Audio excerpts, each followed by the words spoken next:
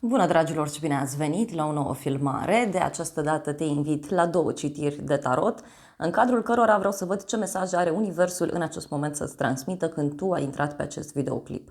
Și avem numărul 1, piatra roz, numărul 2, piatra galbenă.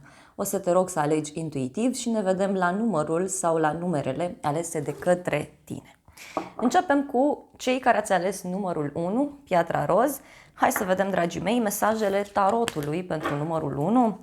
Nu uita că dacă dorești o astfel de citire pentru sufletul tău, găsești oricând pe aplicația Tarot by AI. Accesul în aplicație este gratuit pentru toată lumea, deci nu trebuie să plătiți absolut nimic. Hai să vedem, dragii mei, mesaje din partea tarotului pentru numărul 1. Oricând ai nevoie de o ghidare, eu sunt acolo. Hai să vedem. Cineva a fost lăsat în urmă, ceva a fost lăsat în urmă pentru numărul 1. Vrei să renunți la ceva? Văd aici o problemă legată de o poveste de iubire, poate o suferință în dragoste pentru cineva anume, dar văd și un fel de dezamăgire privind o pasiune pe care o ai, privind o plăcere pe care o ai tu. Mai văd aici o veste mai puțin plăcută care a apărut sau care apare și care ține de dragoste sau care ține de viața privată. Da?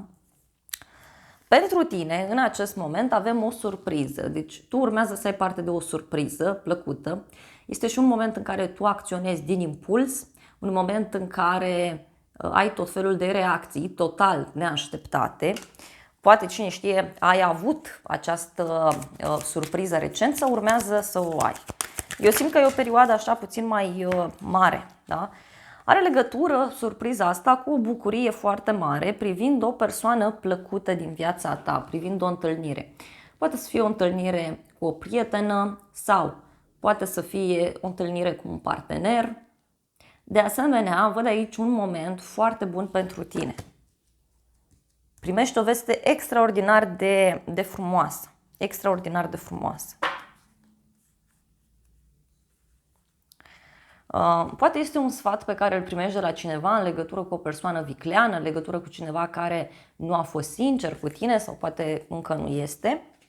Pentru casa ta avem mesajul să nu disperi. Se pare că apare acea lumină de la capătul tunelului pentru tine în acest moment.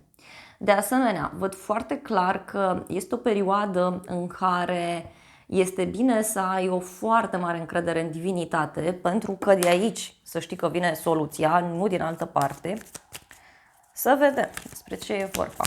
Poate cineva din casa ta, din familia ta îți dă o veste sau încearcă să te consoleze, încearcă să te încurajeze. Are legătură, uite, cu niște vești bune care apar, da? Vești bune, poate legate de o ședință, poate legate de o întâlnire cu niște prieteni. Este o veste în care tu vei ieși foarte bine. Uite, are legătură cu un proces și o judecată, deci poate ai legătură cu zona justiției, poate este vorba despre o hotărâre pe care cineva o ia.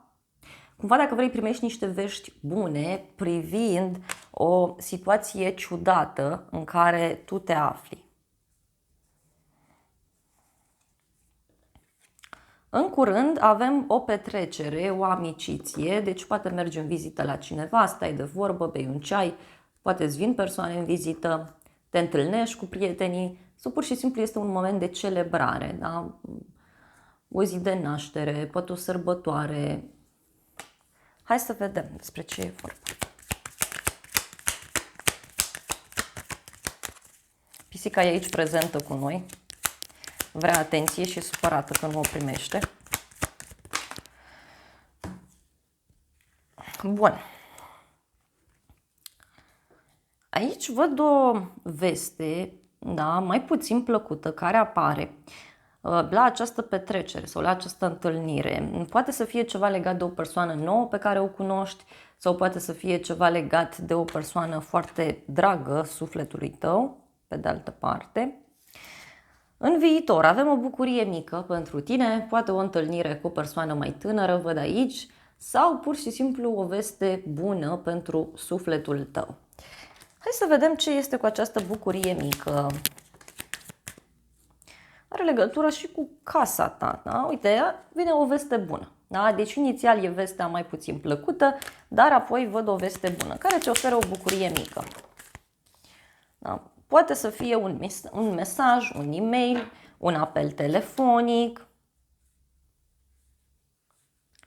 Și are legătură cu o sumă de bani sau are legătură cu o propunere, cu o ofertă. Poate are legătură și cu zona materială pentru unii dintre voi. Ce nu știi tu este un noroc pe care îl ai, da? Dar probabil încă nu îl vezi. Hai să vedem ce e cu norocul ăsta.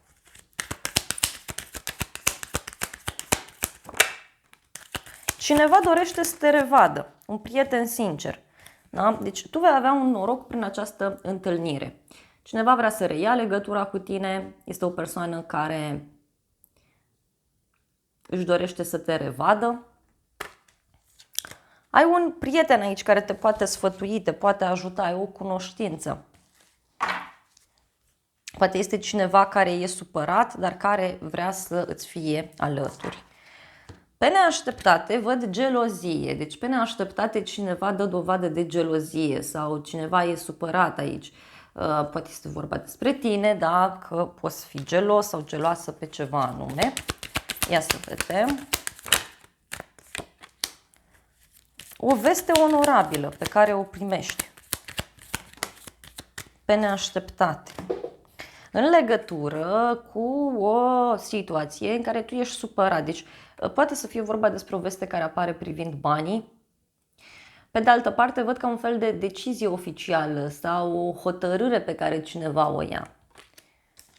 Ce o să te mire pe tine în toată această poveste este o veste de final. Deci tu vei afla că ceva s-a închis, ceva s-a finalizat.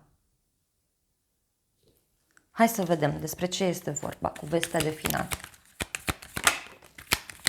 Are legătură cu o problemă, da? Deci o să te mire un conflict aici, o problemă, poate de sănătate, o problemă financiară, deci ceva se finalizează. Uite, o ceartă.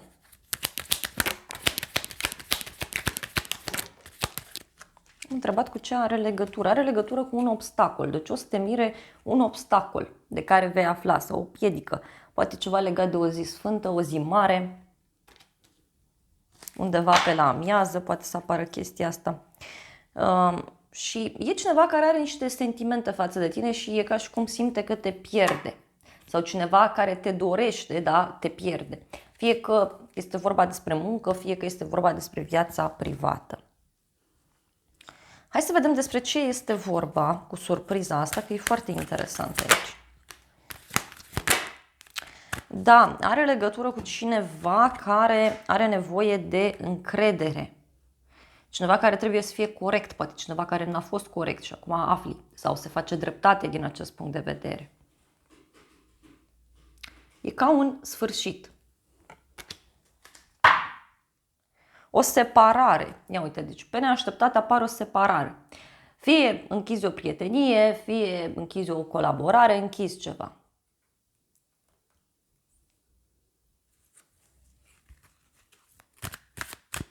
Mai vreau o carte. Sinceritate. Cineva din apropierea ta este sincer. Aici o să ai o discuție sinceră cu cineva și probabil persoana asta, știu eu, nu va fi foarte bucuroasă de sinceritatea ta, de modul tău de a aborda lucrurile. Să vedem ce zice acest oracol. Ce îți va spune persoana asta sau ce se va spune. Persoana asta, uite, îți va spune că pur și simplu se emoționează foarte tare atunci când se gândește la tine. Deci poate să fie vorba despre cineva care cumva își iese din minți. Da? Cineva care spune, te rog, nu renunța la mine, tu mă faci nervos, tu pur și simplu mi-apeși niște butoane. Poate să fie vorba despre o flacără geamănă, adică despre o persoană care seamănă foarte mult cu tine. Da? Și aici poate să fie și de dragoste, poate să fie și o prietenie și cineva din familie. Mai vreau un mesaj.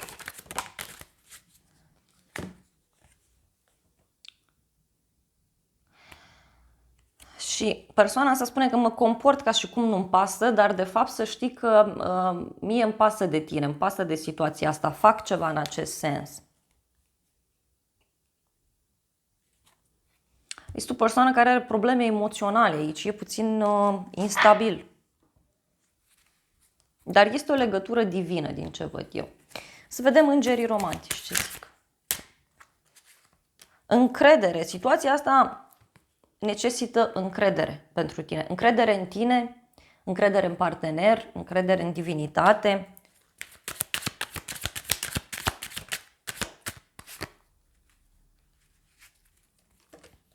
Mai văd și o problemă în familie, cineva care are probleme cu părinții, posibil. Da? Foarte interesant. Dragii mei, acestea au fost previziunile pentru numărul 1. Eu îți mulțumesc pentru atenție, te îmbrățișez cu drag, îți mulțumesc că ai stat alături de mine până la final și dacă ai rezonat cu mesajele, te invit să apeși butonul de like, să lași un comentariu, să distribui videoclipul, funcții gratuite pentru toți și astfel mă puteți ajuta. Vă invit să vă și abonați canalului dacă doriți acest lucru, este gratuit. Și dacă vrei o astfel de citire, repet, ai parte oricând are nevoie sufletul tău pe aplicația Tarot by AI. Aplicația este gratuită pentru toată lumea, deci vă aștept cu drag acolo. Te îmbrățișez cu drag, îți mulțumesc că mi-ai stat alături până la final și îți doresc să ai parte de o zi sau de o seară cât mai frumoasă. Bine ați revenit, dragii mei, cei de la numărul 2, cei care ați ales piatra galbenă. Hai să vedem așadar ce mesaje are tarotul pentru numărul 2. Îți mulțumesc că mă urmărești, îți mulțumesc că mi ești alături. Dacă dorești o astfel de citire pentru sufletul tău, oricând găsești în aplicația Tarot by AI, accesul în aplicație este gratuit pentru toată lumea.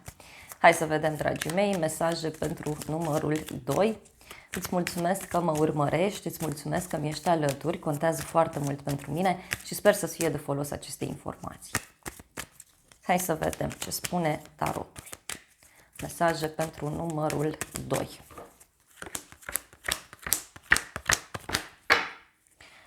Bun, aici văd o persoană supărată, da? Cineva care se simte trădată, mințită. Uite, aici cineva care e supărat și pe bani, poate e supărat pe o pierdere, pentru că văd aici, uite, și un final. Un final. Pentru tine avem un conflict. Aici apare un conflict cu cineva. Poate ai avut un conflict recent sau urmează să ai. E ceva destul de intens, zic eu. Are legătură cu o persoană cu care tu te înțelegi bine, da? Sau poate te înțelegi bine. Ideea este că din toată povestea asta să știi că tu vei avea o bucurie mare. Văd o posibilă întâlnire cu cineva sau o conversație online, un apel telefonic, ceva care se întâmplă aici. Da? În legătură cu o veste legată de bani, legată de o mașină, o casă, cumpărături. Deci pot fi discuții legate de partea materială pentru unii sau de aprecierea pe care tu o primești. Pentru casa ta avem o zi plăcută, poate să fie un moment de relaxare în care te simți bine, îți vine cineva în vizită, mergi undeva în vizită, poate ai o petrecere aici, cine știe. Ia uite, cineva te dorește pentru casa ta, deci cineva vrea să te vadă. Și văd o veste onorabilă. Cineva dorește să te cunoască mai bine. Primești o invitație undeva anume.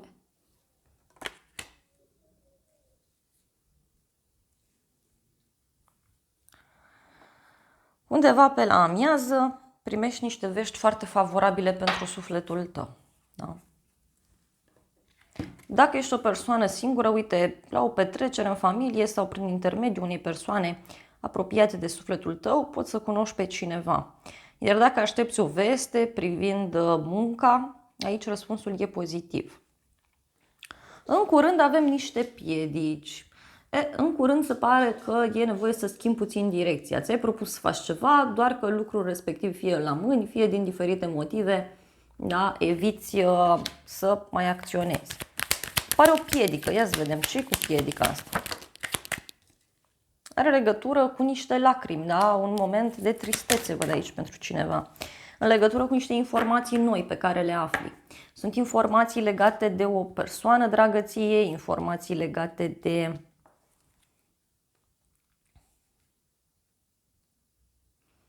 poate cineva care are niște probleme. Niște vești, uite, pe care poți să le primești de la o persoană matură, de la un bărbat mai matur, dar vezi că persoana asta e puțin șireată, da? E puțin șireată. În viitor, pentru tine, avem o întâlnire. Poate este o întâlnire cu persoana iubită, o întâlnire cu o persoană dragă ție, poate o discuție, un apel telefonic. Ce-i cu întâlnirea? O întâlnire în care tu, uite, o să afli de o veste de final. Afli că ceva s-a încheiat, un proces, un contract și este un noroc mare pentru tine legat de o sumă de bani sau legat de profesia ta. Poate este o veste bună în legătură cu stabilitatea ta, cu încrederea în tine. Vestea asta îți dă o mai mare încredere în tine, e ca și cum te eliberezi. O petrecere, o amiciție.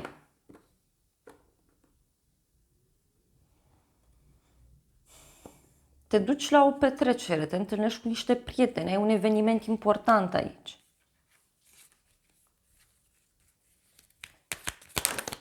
Ceva care se anulează. Uite, dar în viitor eu văd noroc pentru tine. Deci pentru tine e cu noroc toată situația asta. Ce nu știi tu, intrigi între femei. Deci nu știi aici că, nu știu, niște femei s-au certat sau există un conflict, o tensiune, o concurență, undeva anume. Un conflict legat de o sumă mare de bani sau un conflict legat de partea aceasta materială a vieții. Poate este o tensiune privind o moștenire, privind un partaj, privind o casă, niște cheltuieli, o factură, ceva anume.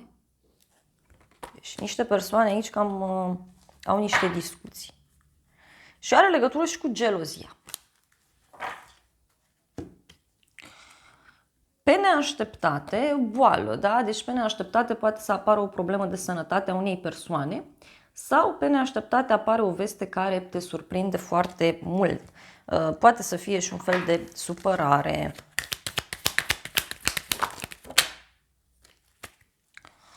Ok, care are legătură cu o dragoste sinceră. Deci problema asta de sănătate sau supărarea asta schimbă foarte mult o relație de cuplu. Unii puteți să aflați de o relație din jurul vostru că trece printr-o transformare, printr-o schimbare. Ce mai văd în acest moment este că pe neașteptate, aici într-un moment tensionat, poate într-un moment sensibil, dificil, o relație de iubire se schimbă. Pentru că aici avem tranziție, schimbare. Ce o să te mire pe tine în toată povestea asta este un prieten sincer, o persoană care ți este alături, o persoană devotată. Ia să vedem.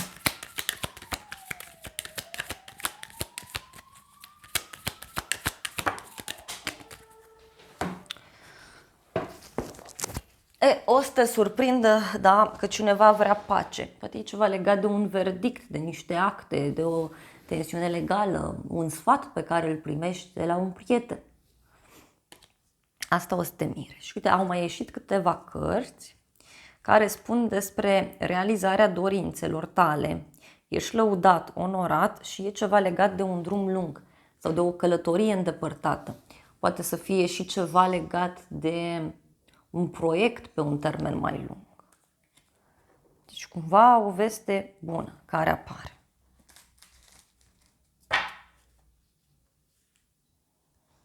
Cineva vrea să te revadă, uite. Mergi în vizită la o femeie mai matură, la o mătușă, la o prietenă, undeva, nu știu, sau îți vine cineva în casă, mai văd aici. Văd un noroc foarte, foarte mare. Ok, hai să vedem puțin despre ce e vorba aici, pe neașteptate, cu problema asta în relație, cu schimbarea.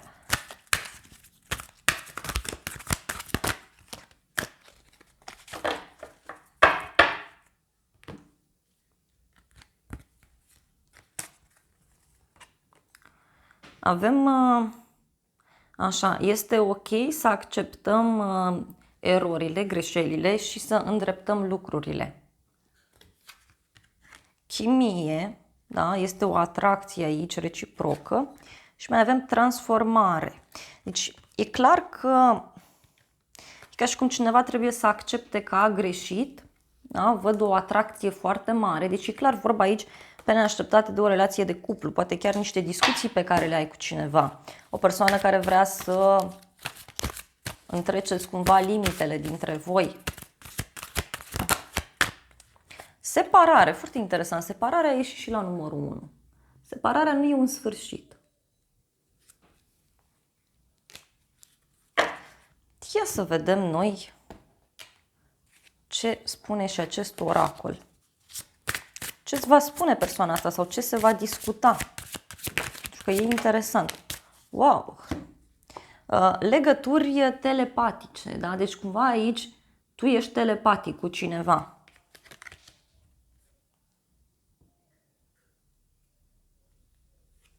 Vin, un pahar cu vin pe care îl servești cu cineva.